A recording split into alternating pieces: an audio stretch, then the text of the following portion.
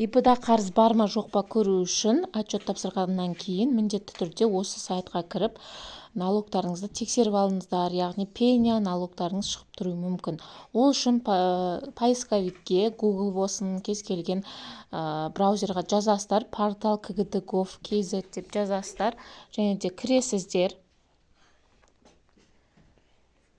Кірген кезде осылай шығады, астыға қарай түсірген кезде сервисі бөлімі шығады, все сервисі дегенді басасыздар.